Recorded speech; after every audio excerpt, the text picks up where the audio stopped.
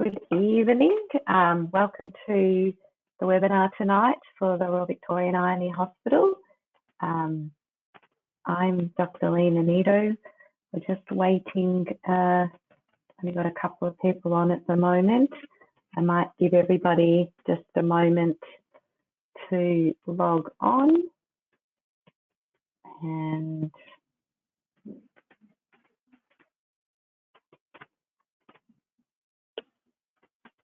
see how we go. Institutional visitors, please be advised visiting hours on Ward 8 are now over. Please make your way to the nearest exit.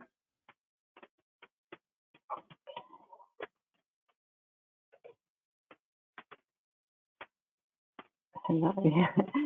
So I think Madeline will mute all the attendees as you're logging on. Okay.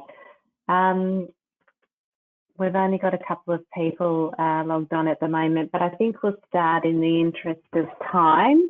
And as the webinar is being recorded, those who missed the start can just catch up with the recording. So I'm Dr. Lena Nido.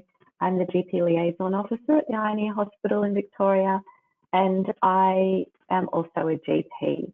My usual working day for the Eye and Ear is Thursdays, and the best email contact is to email gpliaison@eyeandear.org.au, as one of my team members also gets those emails, so you can hopefully get a timely response, not just waiting on me to get in.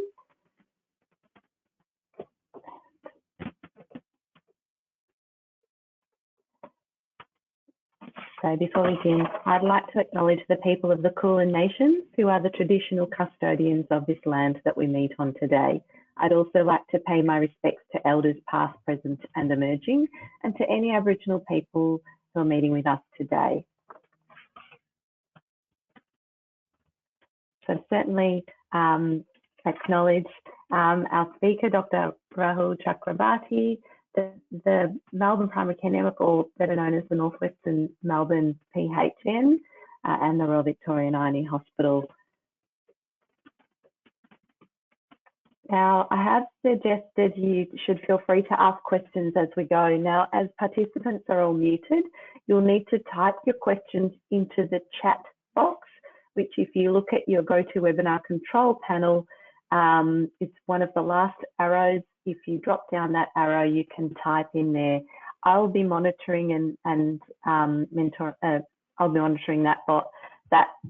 And if it's pertinent, I may interrupt our speaker to ask it at the time. Otherwise, I will save most of the questions for the end. But please type them in as you think of them. Otherwise, if you're like me, you'll forget. We are video recording this event, so you can watch anything and catch up on anything that you missed afterwards.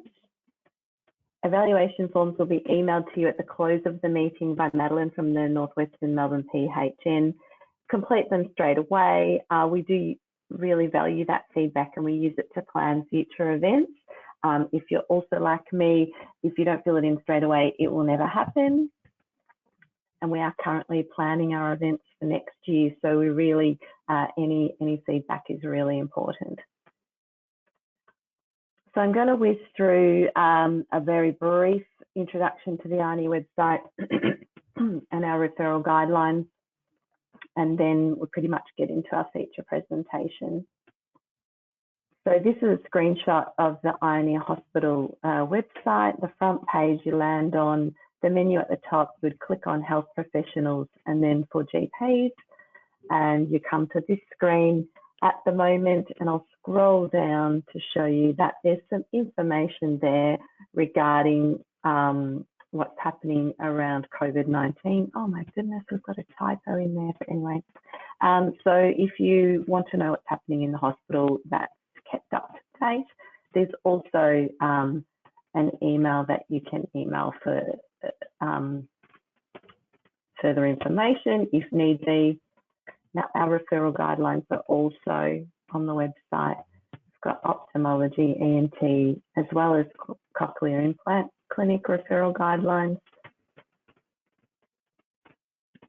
health pathways, I'm just briefly mentioning there isn't a health pathway on diplopia, but there are many health pathways on many eye and ENT topics. So if you're not already accessing them, I suggest you have a look at them. If you don't have a login, then you need to get a login, and the best way to do that is contact your local PHN, wherever that happens to be, and you can visit this particular website if you're not sure who that is.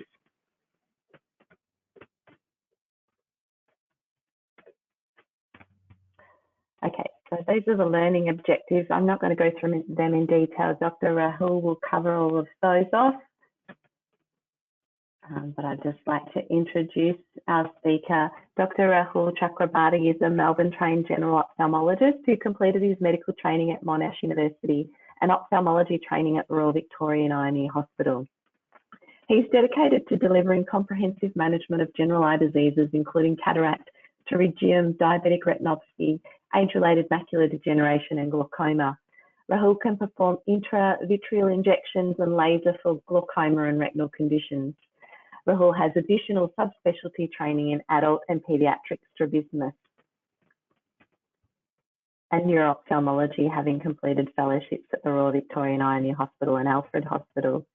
He has special interest in ophthalmic surgical education and is involved in virtual reality cataract surgery simulation training of our eye registrars. He holds consultant positions at the Royal Victorian Eye and Ear Hospital in East Melbourne and the Northern Hospital. So I think when Madeline's ready, we can switch over to Rahul's presentation. I just warn you, unfortunately, we're having trouble getting Dr. Rahul's face on screen. So he will be talking to his slides. We'll be able to hear him, but we cannot see him, sadly. Am I okay to go, Lena? Yep. Yes. Okay. I'm just closing my, let's see,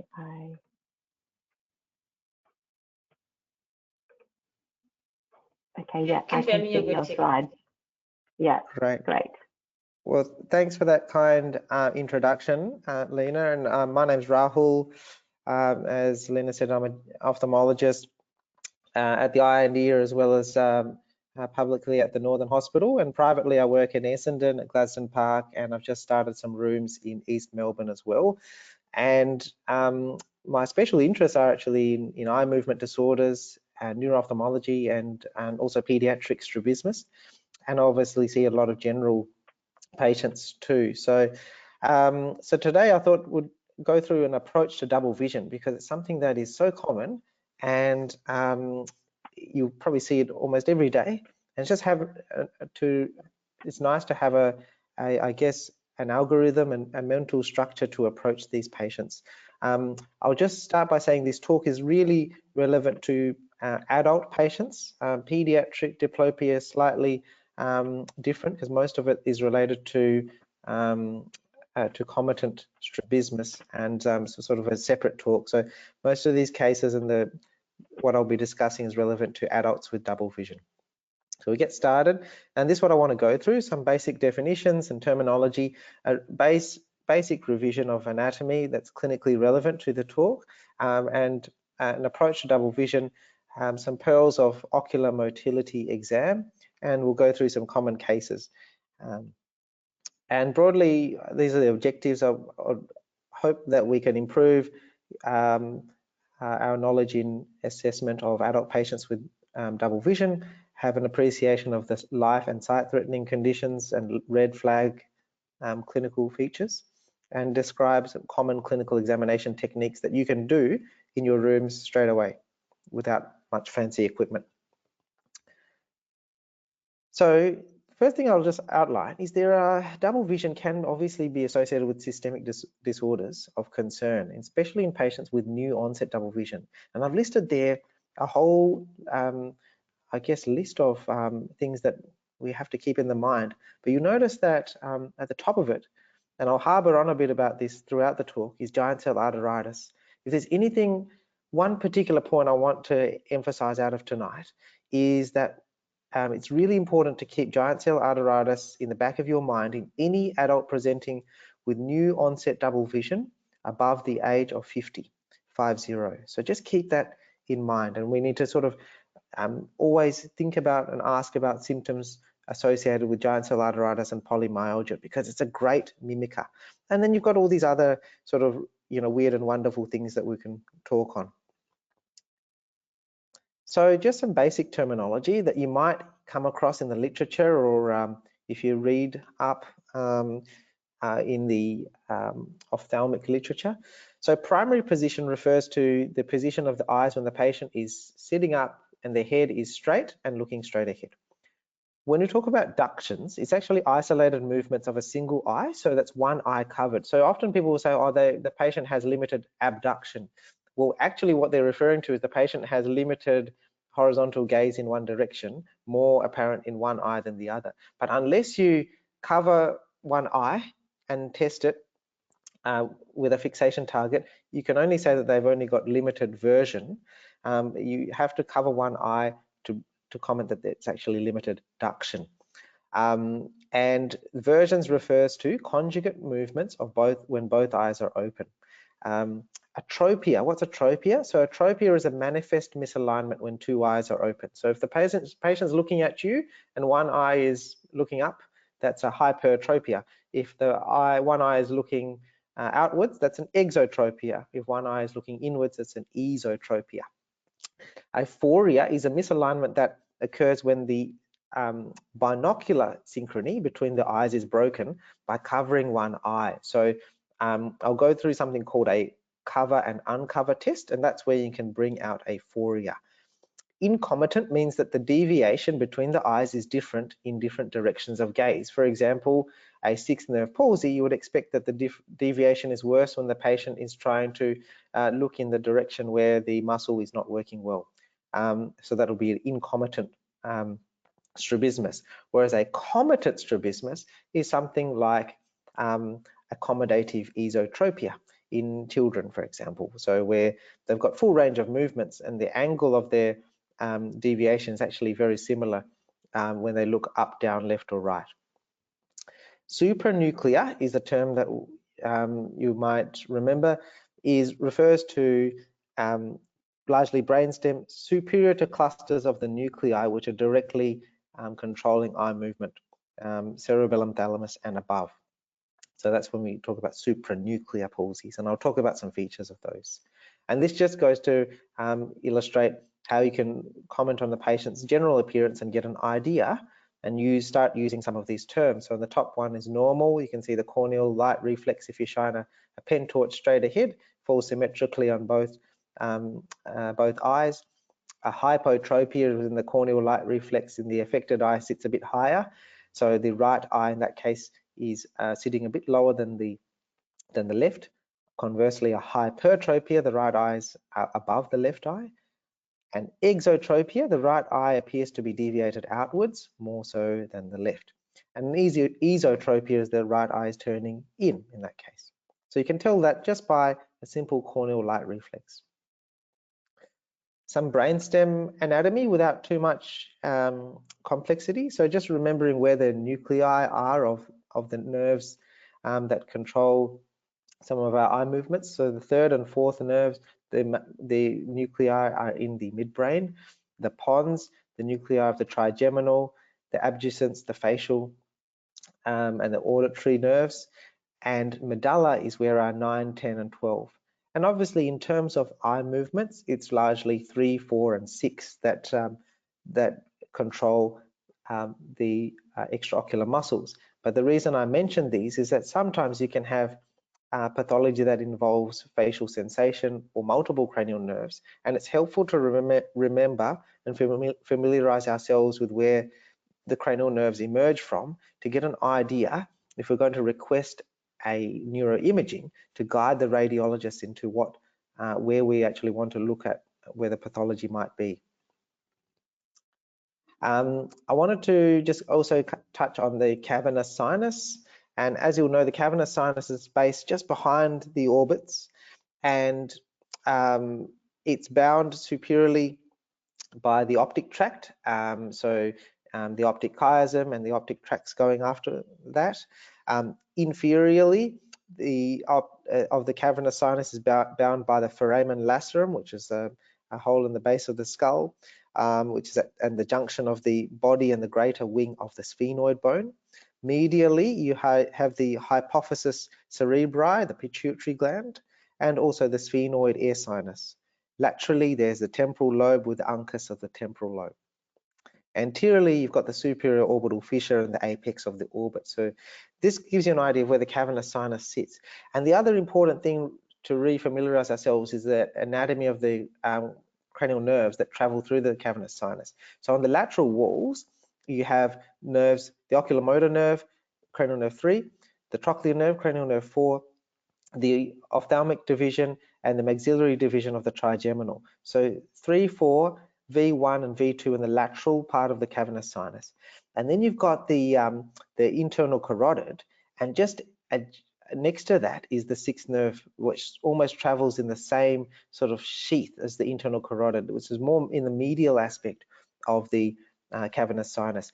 And you'll note the other thing is that there is actually a bit of a connection between both cavernous sinuses. So you can say, well, it's very unlikely for this patient to have bilateral cavernous sinus thrombosis, right? Well, theoretically, it's still possible. So just remember, this is a really important space, and it can help us to, particularly in patients who you think might have multiple cranial nerve involvement. Another important structure is the orbital apex. So this is at the, I guess if you imagine the orbit being a pyramid, at the back of this is the orbital apex. So it's the most posterior part of the orbit. It's positioned at the craniofacial junction where the four walls of the orbit meet. And the orbital apex incorporates a few important structures. One is the optic canal, which is transmitting the optic nerve. And as you can see in that image, also the ophthalmic artery, which goes on to perfuse parts of the optic nerve in the retina. And then lateral to the optic canal, you've got this structure called the superior orbital fissure. And in this picture, you'll see that there's this black circular sort of ellipse or oval that I've put there. And that is actually what we call the annulus of Zinn, which is this tendinous ring formed by the insertions of the extraocular muscles at the orbital apex. And you can see the tendinous ring forms this ring inside which sits the optic canal, but also the superior division of the third nerve, the inferior division of the third nerve, as well as the nasociliary nerve, which is a branch of the trigeminal, and also the sixth nerve. So they are within the annulus of Zinn. So when we talk about intraconal pathology, so within the muscle cone and conditions that can affect that, they are more likely to affect these nerves. So 2, 3, and 6 get affected. Outside of the annulus or ring of Zinn, the superior orbital fissure superiorly has a few branches of the trigeminal, again, the lacrimal and the frontal nerve, as well as the fourth nerve. The fourth nerve actually just sitting above the annulus of Zinn, but within the superior orbital fissure. And the inferior part of the superior orbital fissure, you've got the inferior ophthalmic veins, you have the infraorbital artery, the infraorbital nerve, and also the zygomatic nerve. So it's just helpful because sometimes when we talk about orbital apex, it means optic canal plus superior orbital fissure involvement. And orbital apex syndrome is an inflammatory condition which causes multiple cranial nerve involvement on that side. So 3, 4, the first division of the trigeminal, and 6 plus optic nerve. So if you see that sort of conglomerate of clinical signs in a patient, start thinking about orbital apex syndrome. And there's a whole list of conditions there, including vascular pathology such as carotid cavernous fistula or cavernous sinus thrombosis, inflammatory conditions, again, giant cell arteritis, infectious pathology such as fungal infections, and it could be also neoplastic spread via the perineural pathway. And of course, in the setting of severe head trauma, where you can get fractures to the orbital apex. So I just wanted to revise some basic brainstem cavernous sinus and orbital apex anatomy. This is just to suggest the extraocular muscles, as you're all aware of. There are 6 extraocular muscles. The interesting thing about this is that, I'll go to the next slide. Over the last few years, there's an amazing ophthalmologist in California, Joe Dima, and he's been doing a lot of MRI as well as histological studies of extraocular muscles. And what we traditionally thought was that each extraocular muscle just has a single innervation and a single blood supply. It's not necessarily correct.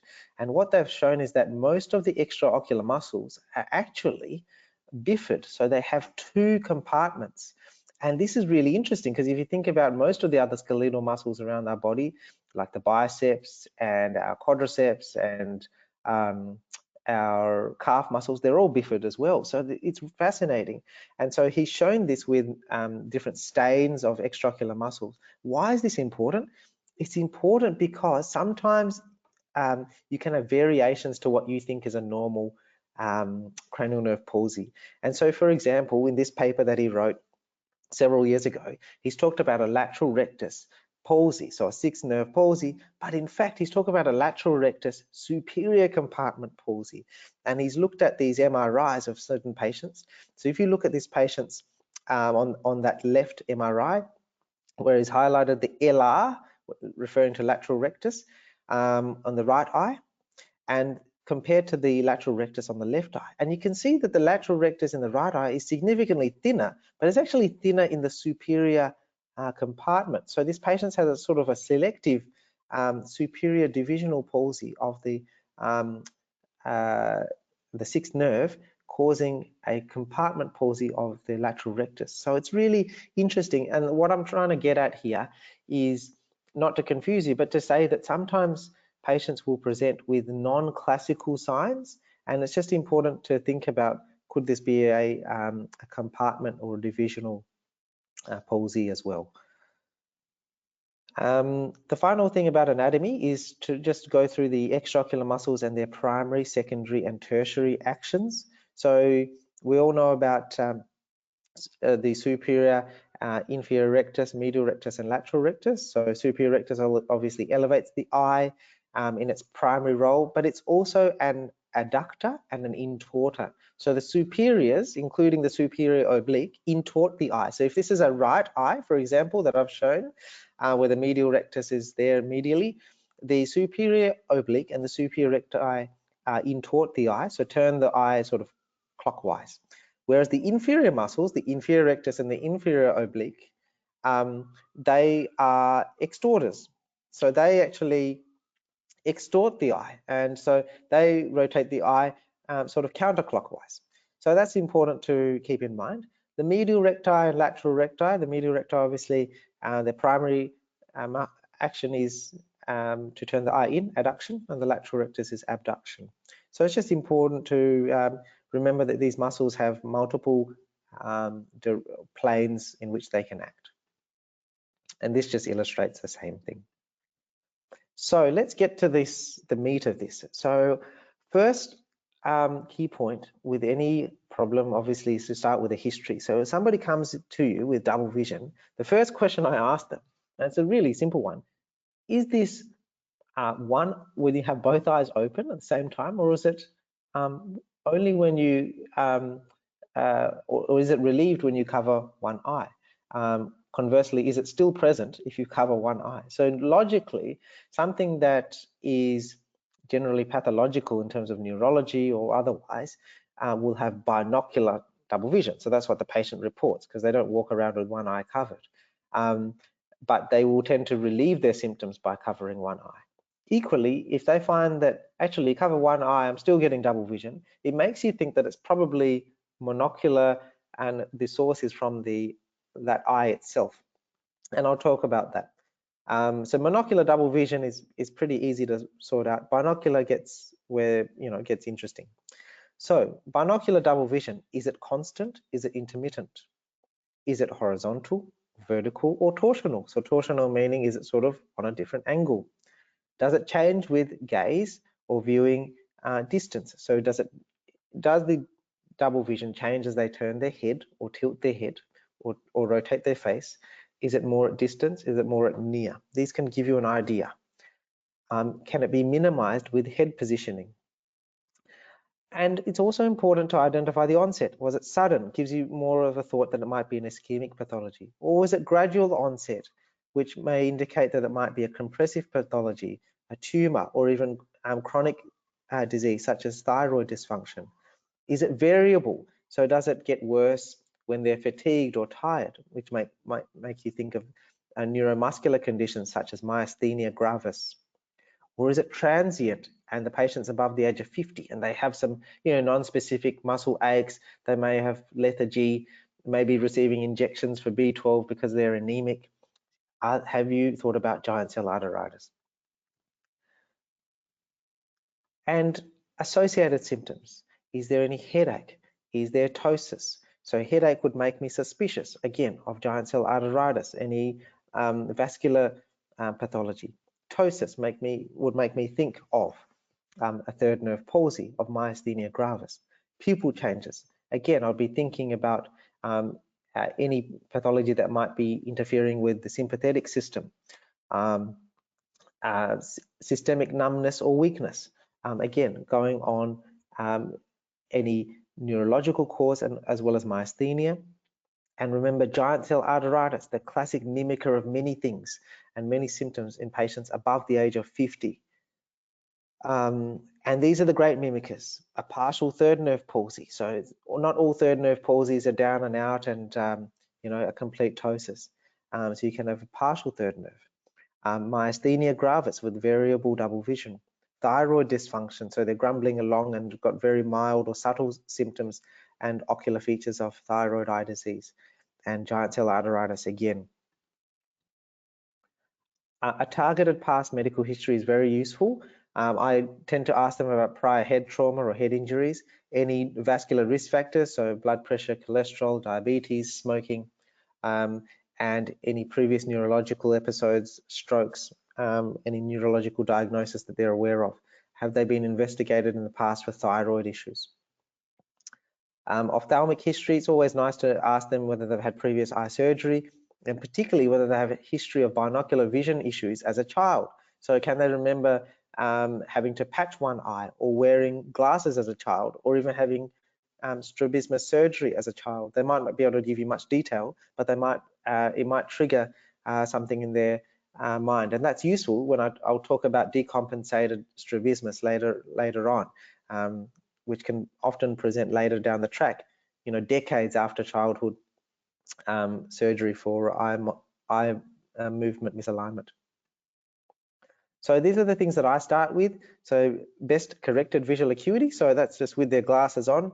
Sometimes patients in a acute setting, they might have left their glasses at home. So you can put up a pinhole. So if you don't have a pinhole in your rooms, just get like a 27 gauge needle or 25 and make a little hexagon in a piece of paper and check their visual acuity with and without the pinhole. So if their visual acuity improves by a couple of lines or more, it suggests that largely their vision is their visual dysfunction may be contributed, at least in terms of visual acuity, by uncorrected refractive error.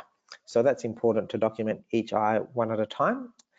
Confrontational visual fields. So is there any obvious deficit, either a homonymous, a temporal, or a unilateral altitudinal type of defect, which may guide you to think about whether it's neurological or not. Pupils, measuring the pupil size in the light and the dark to see if there is any anisocoria. Checking for a direct and consensual reflex, as well as relative afferent pupillary defect. And final element of pupil exam is to check for convergence. So is there any light near dissociation, i.e. do the pupils respond normally on convergence? So do they constrict as you bring in a near target, but they don't react to a light? So that's called light near dissociation. And you remember one of the causes of that is the Argyll-Robertson or the syphilis pupil. There are other causes, including a long-standing third nerve palsy, sometimes patients with a condition called paranoid syndrome, which is a dorsal midbrain syndrome, and I'll touch on that later on. Can also have light near dissociation. You can also get it in some patients who have long-term diabetic autonomic neuropathy as well. Then I look at the patient, just general inspection. Is there any obvious facial asymmetry, ptosis? Is there obvious deviation of one or both eyes? And then you can start your eye movement examination. It's important to be thorough and examine the facial sensation as well. So in essence, what I'm doing is examining cranial nerve 2, which is your acuity, fields, and pupils. Then I'm looking at any facial issues, so facial sensation, which is trigeminal nerve, and eye movements, which is 3, 4, and 6. So you're basically doing a comprehensive cranial nerve exam in these patients. And additional tests that often, I guess, in a GP practice or an emergency department, you might not have, but the patient might know of their refraction. They might have a letter or even glasses that you can have a look at, and I'll touch on that. Fundus exam, it's useful to at least be able to do a direct ophthalmoscopy to look at the optic disc. And the Worth 4 dot I'll touch on, it's quite a neat test. So in terms of inspection for examination of ocular motility, so eye movements, I always start with inspection. So I'm looking at the patient sitting up in the chair, upright, correcting for any head tilt. So they might come in with a head posture, they're turning their face or tilting their head to alleviate double vision or minimize the position in which they're getting double vision. I look at the pupils to see whether there's any asymmetry, and I look at the lids to see whether there's any ptosis, which can be complete or partial. Then I do something called a cover test, which I'll show you, and then I measure the eye movements with both eyes open, which is called reversions, and then with one eye fixing at a time by occluding the other eye, and that's called ductions.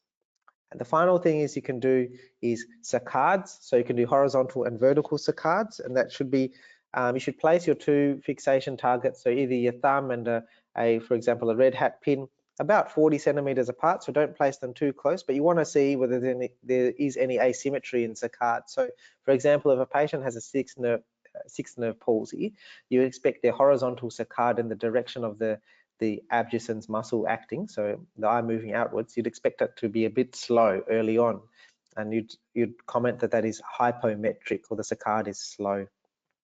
Additional tests that we do is refraction, and obviously examining the back of the eye dilated.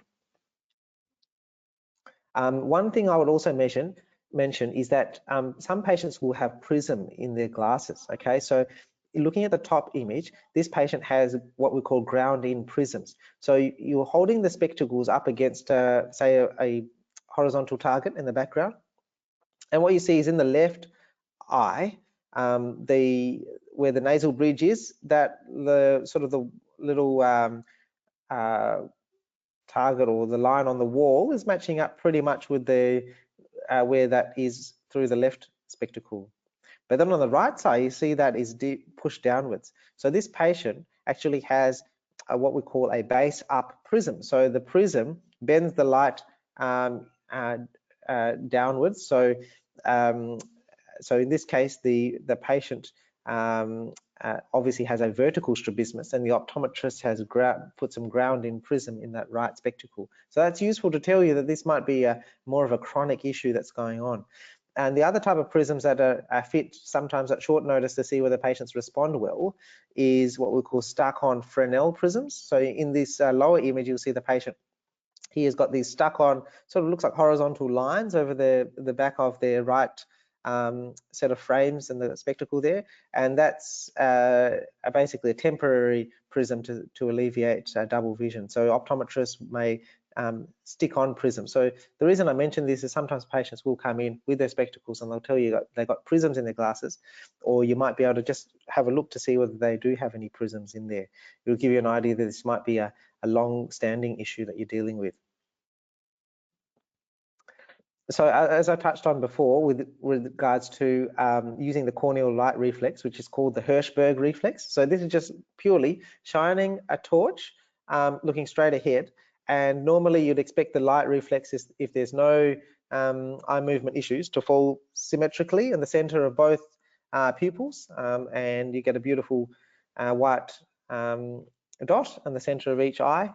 Now, you can actually gauge approximately how much strabismus they have by the position of the pupil light reflex. So if the light reflex falling at the junction of the pupil and where the iris is starting, that's about what we'll call a 30 prism diopter or 15 degrees of turn. If it's sort of in the middle of the iris, that's about a 60 prism diopter or 30-degree turn. And if the light reflex is falling at the limbus, then it's about a 45 degree or 90-degree turn. So that's just a very crude way to assess quantify the amount of deviation of the eyes. And the other thing that I look for there is obviously the position of, as I mentioned, the globe. So not only just the turn, but if there's any vertical asymmetry as well. It's important to notice if the patient has a manifest nystagmus, if there's any facial scars or any facial asymmetry. Do they have any hearing aids? Is this again, just thinking about multiple cranial nerve pathology. And it's sometimes helpful to look at the conjunctiva, particularly at the medial canthus and the lateral canthus, where you might see a scar that might give you a hint that they may have had previous childhood strabismus surgery. So this thing about the cover test, which I mentioned before, so you're using an occluder, so basically something the patient can't see through.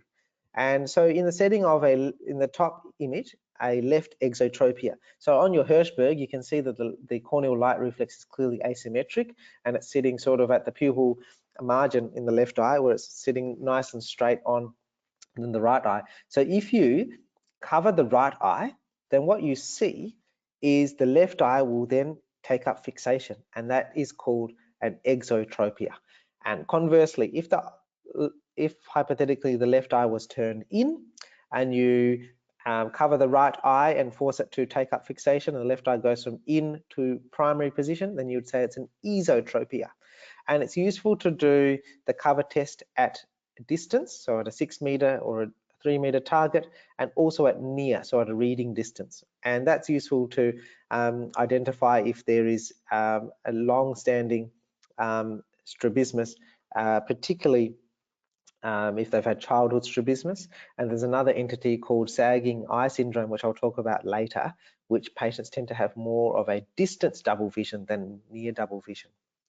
And it's good to be able to do this with the glasses on and off to see how much of a difference, if any, it makes with the glasses on and off. So that's called a cover test. The uncover test reveals what I mentioned before in that definitions table as aphoria, and so it helps to unmask any what we call latent or non-manifest strabismus. And so what happens is here, you're putting the occluder on, and then as you remove the occluder, watch the eye that you've actually occluded. See if that takes up that comes up to normal. So in this case, they've covered the right eye. As they've uncovered it, the right eye goes from out to in again, and that's called an exophoria. So that's basically implies that the patient has a tendency for the eye to deviate outwards, but they can control it most of the time when the eyes are open. And this can become an issue because it's one of those conditions where you try and investigate, why is this patient getting double vision? It's actually a breakdown of aphoria. So they're getting tired and they often will fatigue, and then they start getting a breakdown, and this can lead to intermittent double vision. And I'll touch on that later. But just to mention that the cover test and then the uncover test, quite useful. The Worth 4 dot I'll just touch on. This is something that's mainly in, I guess, optometry clinics, but you can buy one and have a play here. So basically, this torch has a red dot, 2 green dots, and a white dot. And the patient wears a set of glasses, which you have a right filter on the right eye and a green filter on the left eye. So in a patient who's got no double vision, they'll see 4 dots, and in image A, for example, and what they'll do is, depending on which eye they fixate with, the lower dot, which is white, they'll sort of alternate between green and red. If they are suppressing one eye, so they're actually have a long-term strabismus and they're actually suppressing the image, they will, depending on which eye they suppress, so if they're suppressing the right eye, they'll see the green dots. If they're suppressing the left eye, they'll see the red dots. If they've got genuine double vision, they'll see 5 dots. So you normally shouldn't see 5 dots if you're projecting up 4. So it's quite a neat little thing you can get. It's just a very simple torch with some simple glasses.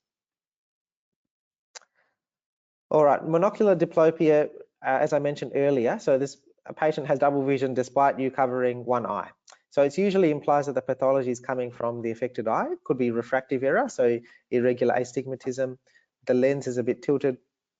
They might have had previous trauma to the eye, or there could be retinal pathology such as macular edema, or in this case, what I've shown is an epiretinal membrane. It's a little sort of scar tissue that forms over the macula, and that's causing some distortion. So monocular diplopia usually implies it's coming from that eye itself.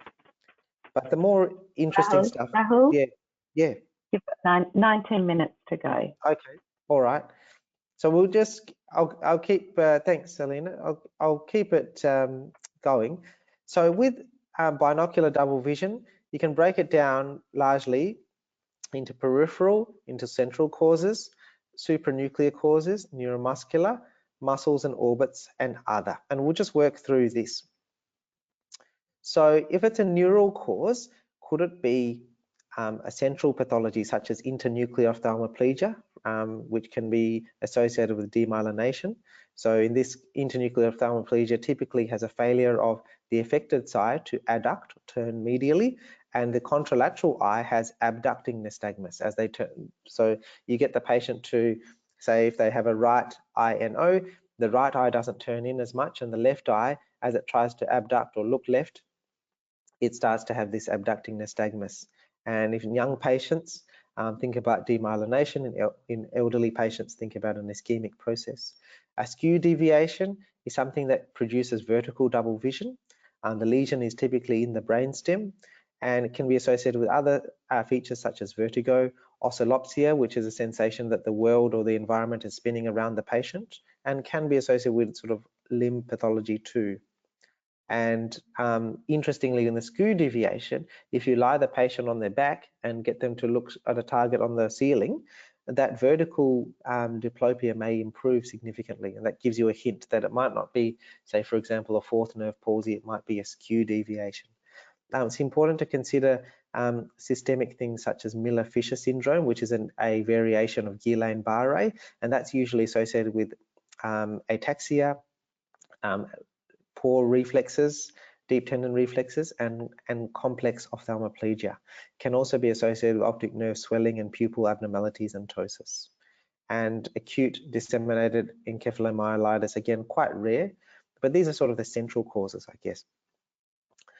Supranuclear, I won't go too much into this, but just to be aware that a supranuclear pathology producing double vision affects in order. You first lose your saccadic velocities, then you lose your smooth pursuits, and then final thing to go is usually your vestibular ocular reflex. So your saccards are the first one to go, then the smooth pursuits, so they're following a target and that becomes sort of more jerky, and then the vestibular ocular, so sort of the, you know, the doll's eye phenomenon.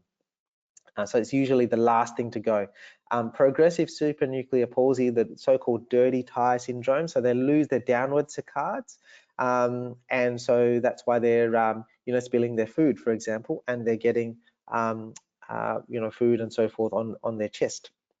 Dorsal midbrain syndrome, the paranoid syndrome, that's associated with poor upgaze, a convergence retraction nystagmus. So as they're sort of converging, they get this sort of associated nystagmus. There is lid retraction, and there is abnormalities of pupils being light near dissociation. And the lesion in that case is in the midbrain or the pineal gland. You can also get horizontal saccadic palsies and vertical saccadic palsies. So that's why it's useful just to be able to assess for saccards, both horizontally and vertically. It's just useful. I just want to touch on the difference between a paresis and a restriction. So a paresis, basically so a sixth nerve palsy, okay? The sixth nerve may be paretic. And so what that means is you'll have the versions will be are quite poor, so they might not be able to look left. But if you force that eye to fixate, so you're testing adduction, then they might be able to look a little bit more, okay? The saccade will be slower, And forced duction and forced generation refer to the ability of that muscle to work. So is there some resistance to the muscle working, so the forced generation will be reduced. In a restrictive pathology, for example, trauma, radiation, thyroid, it doesn't really matter whether you're testing ductions or versions, that eye is not going to move as well. And the saccadic velocity is generally quite good. But the muscle is tight, and so the forced duction test is abnormal. So vertical double vision, if it's small angle, there's this entity called sagging eye syndrome, which is an age-related involutional changes of the eye muscles and the septa and the tissues around the eye socket. It could be a decompensated strabismus from a previous childhood strabismus. If it's a larger angle, think about, could it be a third nerve palsy, a fourth nerve palsy, or a skew deviation? Could it be a restrictive condition such as trauma, thyroid, or radiation?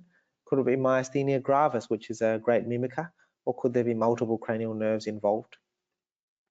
And so this is a patient with, in primary gaze, if you look at that central photo, the right eye clearly looks red. There's partial ptosis. It looks like it's depressed and outwards. So this is a sort of a, fairly classical for a right third nerve palsy. And you can see in all directions of gaze, the right eye is not really moving very well at all, whereas the left eye is white and it's moving quite freely. So third nerve palsy, obviously it's quite serious, particularly if the pupils are involved. Even if the pupils aren't involved, I would always request an urgent scan. CTs are more accessible, but an MRI with an MR angiogram is typically more sensitive for smaller aneurysms, and particularly at the posterior communicating artery and the you're looking at aneurysmal causes. It's traditionally thought that if the pupil is also involved in the third nerve palsy, that it's a surgical cause, i.e. a compressive etiology, where it's an aneurysm or a dissection. But be aware that not all patients initially will have pupil involvement, and pupil involvement can develop over the a period of 1 to 2 weeks. So they need to be monitored very closely, particularly in that first week. And so that's the key point. And always, I would still, anybody above the age of 50, I would send off inflammatory markers to exclude giant cell arteritis. There are some variations in third nerve palsies, but in the interest of time, I'll just keep moving on. Fourth nerve palsy, typically, so the fourth nerve, you'll remember, innervates the superior oblique muscle, which helps us to look down and towards our opposite foot. So the right fourth nerve will help us to depress and intort the right eye. And so an isolated fourth nerve palsy, the patient typically presents with a head chin up posture because they're trying to depress the eye. The head tilt will be to the opposite side. And why does that occur? Is because the double vision is worse on opposite gaze and the head tilt is better on opposite tilt. So the mnemonic there is worse on opposite gaze, better on opposite tilt. And so I'll just show you something here. This is a little useful test called the Parkes 3-step test. So what you do firstly is get the patient in primary position, so they will straighten the head, do a cover test. So you'll see one eye, in this case the left eye is hypertropic. You do a cover test, that all left eye should come down. Now it's better on opposite tilt, so the patient will tilt their head to the right to try and that's what he's doing in that lower image. And you can see when he tilts his head to the left, that hypertropia is much worse. And it's worse on opposite gaze. So the hypertropia gets worse on right gaze when he's looking to the right, and it's better slightly on left gaze. So that's the 3 steps. Firstly, in primary position, do a cover test, looking left and right, which is the opposite gaze, and the 3rd step is the head tilt. So that's really useful. It's pretty sensitive, between sort of 50 to 75% as a clinical tool. Thyroid eye disease, another notorious cause for vertical double vision, and remember they've got typically different features that can manifest in the eyes, from optic neuropathy to corneal exposure, lid retraction, lid swelling as well. And you can see here the signs can sometimes be quite subtle. So centrally, there's a bit of upper lid retraction with some superior show of the sclera. The patient's got a little bit of that thyroid stare, but there's not much actually in terms of swelling of the lids or chemosis. Thyroid eye disease, just a take-home point. It frequently involves all muscles, but preferentially starts with the inferior rectus, then the medial rectus, the superior rectus, and the lateral rectus. So often early on, the patients present with vertical double vision and also an esotropia because the inferior rectus is tight and the medial rectus gets tight because they're swollen. And the options in terms of from an eye perspective, we initially manage them conservatively with non-invasive methods such as prisms in the glasses, and then later on with surgery. 6 nerve palsies I've talked about. The only thing I want to mention about this is that less than the age of 50, if you suspect a patient has a 6 nerve palsy, do think about could this be raised intracranial pressure producing a false localizing sign? Could there be a mass or demyelination? So they should get scanned. If it's above the age of 50 and it's isolated with known vascular risk factors, you don't necessarily have to image them straight away, but I would ask them about giant cell arteritis symptoms and do inflammatory markers. If it's associated with pain, other neurological signs or symptoms, a history of malignancy, you notice optic disc swelling, or it's bilateral 6 nerve palsy, they need to be imaged straight away. The other category I'll talk about this, so decompensated or residual childhood strabismus. So I talked about this earlier, touched on it, that patients may have had childhood strabismus surgery, but over time they've lost their ability to maintain fusion. So they have double vision, but it's intermittent and it's fairly comitant. So it's fairly similar in all directions of gaze, as opposed to an isolated cranial nerve palsy. It's also useful to ask them for old photos, whether that's a photo as a child or a old driver's license, for example, to see whether they've got those features, or adopting a head posture in those photos. Fixation switch, essentially some patients have a long-standing dominant eye, and when that becomes non-dominant, for example, after cataract surgery, then the brain can get a bit confused and cause intermittent double vision.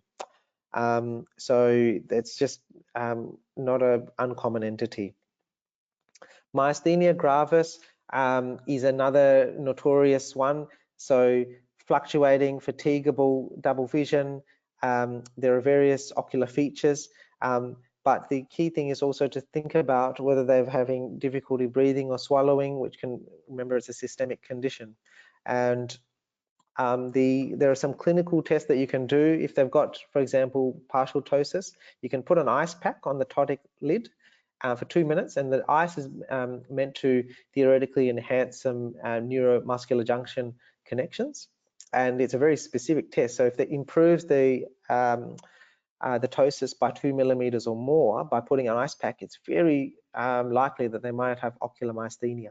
And of course, there are blood tests you can do. So the acetylcholine receptor antibody is sensitive in 50% of ocular myasthenia, but 90% specific. The gold standard is still single fiber EMG, electromyography, which I get done at St. Vincent's Hospital Neurophysiology Lab. That's still the gold standard. And remember, if you suspect a patient or has myasthenia gravis, they need a CT scan to make sure you're not missing a thymoma, which is pumping out antibodies. Sagging eye syndrome, I mentioned this earlier, sort of degeneration of orbital tissues just as you get older. This is one of Joe Deemer's papers, and I apologize for the grainy image actually from his paper itself, but what I wanted to show is in the lower image it's normal, so you've got the superior rectus and lateral rectus band that appears to be intact, but as you get older that band starts to thin, and in fact in that upper image you can see it's ruptured, and this produces esotropia at distance and can produce double vision at distance but not at near. Okay, so just think about an elderly patients who have got the deep sunken eye appearance, and they might have sagging eye syndrome. Convergence insufficiency, we also see this in younger patients, adolescents and children. So they have an exodeviation, so the eyes don't converge as well, and their near point of convergence, which is normally somebody's able to keep an image single until about 10 centimeters from their eye, but they have an increased or abnormal near point of convergence. It can be associated with traumatic brain injury and some neurodegenerative conditions. Usually in young children, it's benign and can be trained with convergence exercises. In older patients, I would scan to exclude any changes, as I mentioned there earlier. Sometimes you get restrictive strabismus after eye surgery, and it's quite rare, but there are different eye procedures. So just ask the patient if they've had recent or previous eye surgery, including retinal detachment repair, whether they've had a radioactive plaque put in, or glaucoma surgery. Multiple cranial nerves, I'll just touch the key point I'm making about multiple cranial nerve involvement. So say a patient's got a weird double vision, and you test their cranial nerves, you think there's some facial anesthesia or hypoesthesia, and they've got some funny eye movements. Please always think about giant cell arteritis in anybody above the age of 50. These patients all need to be investigated with contrast, plus or minus an MRA, to exclude the possibility of a carotid cavernous fistula. Consider lumbar puncture. I've said that sort of if you find none of your above investigations show any abnormalities.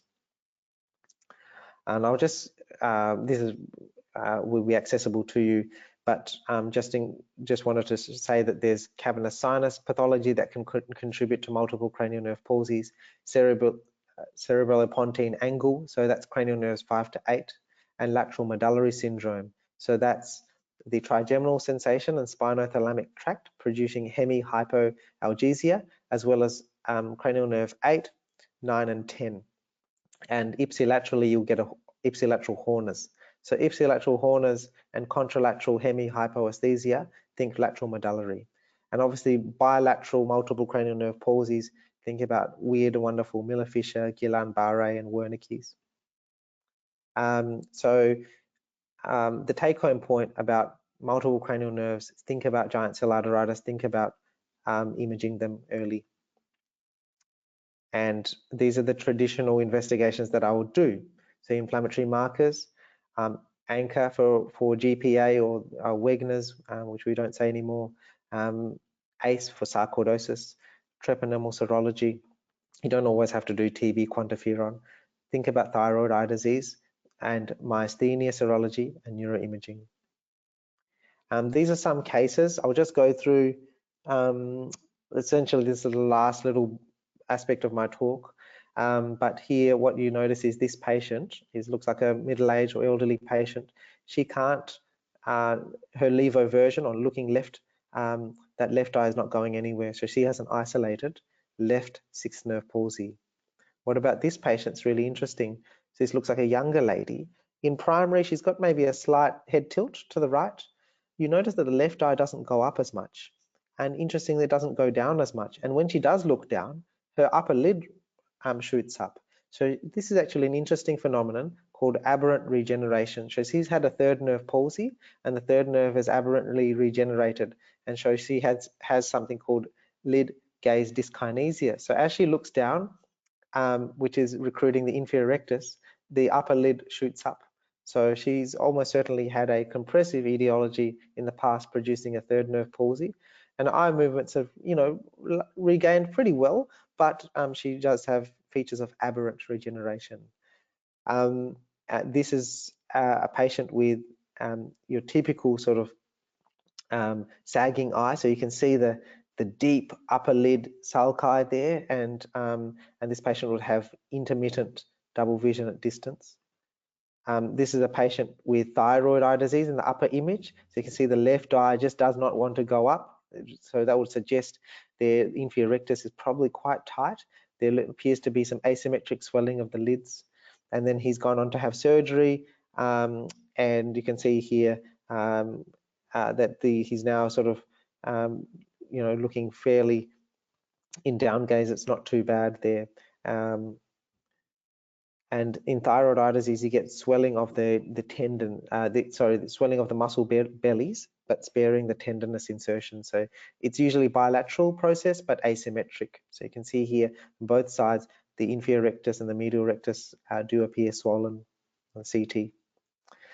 This is a patient who looks like they've got a head tilt in that central image. They're tilting their head slightly to the left, and interestingly, they, if you look on the inferior image looking straight down, the right eye still appears slightly hypertropic, and down and looking to the left, that right eye is not really intorting as well. So compared to the left eye, doing that same position gets down quite well. So this patient has an isolated right fourth nerve palsy with a head posture. This is an interesting one, so I'll just navigate you through quickly. But this patient actually has bilateral fourth nerve palsies, and you go, well, what's causing this? And he's got relatively poor upgaze too. So the next thing was, you checked his pupils, and you'll see in that top image, just bear with me, so you can see that when you're shining the light in the right eye, the pupil is small, but as on convergence or accommodation, the pupil definitely reacts, but doesn't react as well to light. So he's got light near dissociation with a bilateral upgaze palsy. So he has dorsal midbrain syndrome or paranoid syndrome. So look, I know I've talked a lot and I've sort of rushed through a little bit. I do apologize for the density of some of the slides, but I guess what I wanted to say is that your approach to double vision, it's really key to start with history, a targeted history, and be thorough and be systematic. Be aware of the pupil sparing third nerve. So just because the pupil's not involved early doesn't mean you've excluded a surgical cause such as an aneurysm. Always think about giant cell arteritis in any acute double vision that presents to you in a patient above the age of 50, regardless of what ethnic background they are. Have a structured system for exam, which basically starts with general inspection and work through your cranial nerves. Use simple equipment available. Often prisms and these other things aren't available, but you certainly will have a pen torch, and you'll be able to at least look at the patient, do a cover test with any type of occluder. And radiology, what I've mentioned here is think about the pre-test probability and guide the radiologist using your anatomical knowledge of where you think the pathology is, rather than just simply stabbing in the dark.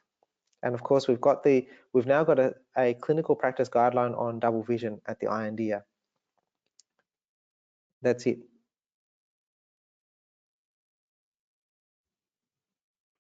Thanks, Rahul. Sorry, I was taking time to unmute myself. That's great. Yes, I hadn't actually looked at our clinical practice guideline, but just for GP's knowledge, they are now accessible via our website. So if you go onto the website, then you should be able to find them. That's great. Yes, a big anatomical tour through a small area. All stretching my brain, I have to say. There is a question from Christina Port, and I'll just read that out for you. So she's saying, is diplopia considered an emergency in eye problems, especially if there's no obvious muscle abnormality? I guess you have kind of covered that, but maybe if you just want to finish by summarising, you know, so when should GPs be referring patients to our emergency department? What are the key things? Yeah, that's a really good question, and thank you for that question. I'm going to bring up this slide here, which I talked about,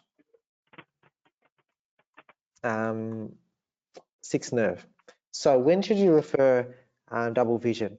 I would say any double vision which is painful, which has multiple cranial nerves, where there is a history of in the patient with a history of malignancy, in the patient that has any symptoms of possible giant cell arteritis, such as lethargy, fatigue, a history of anemia, and maybe a history of polymyalgia.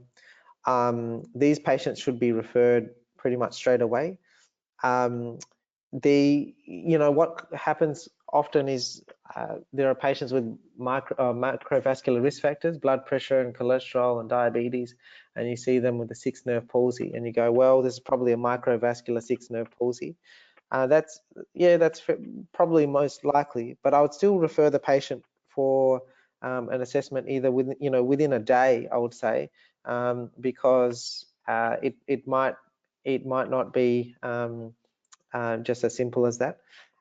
So I think any incomitant strabismus, which and definitely any strabismus which is painful, and those sort of sinister associations, needs sort of fairly urgent assessment.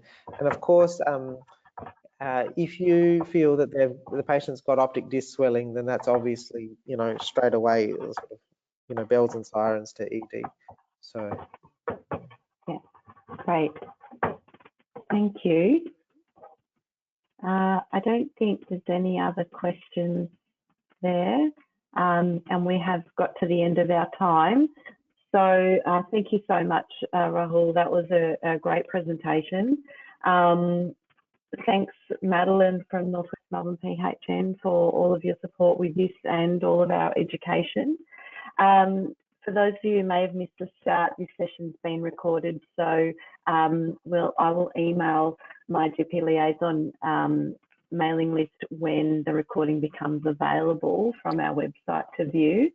So if you're not on my mailing list, please sign up. You can just email gpliaison@ind.org.au and I'll put you on my list.